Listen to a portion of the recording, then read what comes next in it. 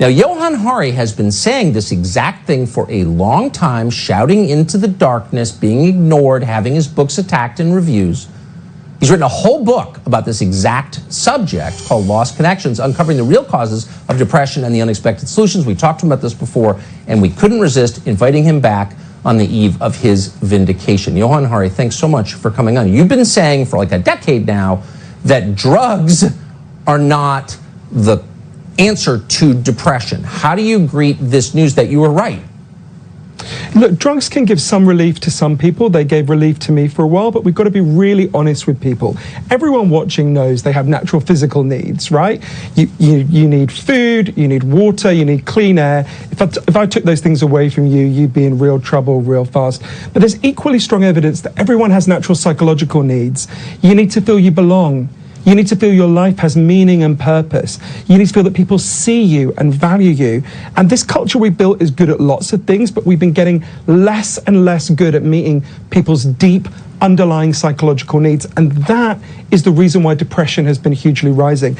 And the issue I have is not so much with the drugs. The drugs give some relief. They cause some severe side effects for some people. Over time, for most people, but not everyone, the effects tend to wear off. But my issue isn't so much with the drugs. My issue is with the story we tell that accompanies the drugs, right? We're giving people an inaccurate map of their pain. When I went to my doctor and I was really depressed and I was a teenager, I was told, oh, your pain is just a malfunction in your brain, right? You're lacking serotonin. All you need to do is drug yourself. And for me personally, what I needed to figure out was, I had been severely abused when I was a child. I had a lot of work to do on processing that, on realizing that I didn't deserve to be treated that way.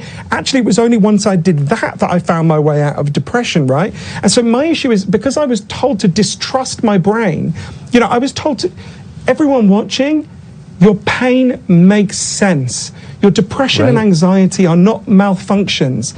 They are signals. They're telling us something. Now, not everyone was abused. Some people, there is scientific evidence for 9 causes of depression and anxiety that I write about in my book, Lost Connections. And 2 of them are in our biology, although none of them are a chemical imbalance. But most of them are factors in the way we live. Think about loneliness, right?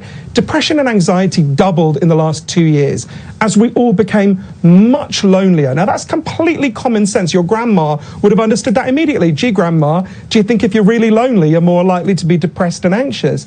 We've got to return to more common sense understandings of depression and anxiety, most importantly because they lead us to the real solutions. For example, here in Britain, there was a huge program of encouraging depressed and anxious people when they came to the doctor to first try taking part in gardening programs.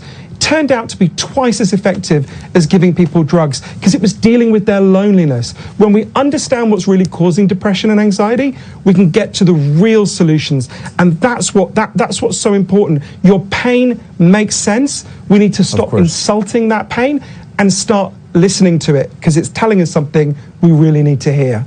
I agree completely. Johann Hari, thank you so much. Great to see you tonight. Cheers, Tucker. Thanks. I mean, the central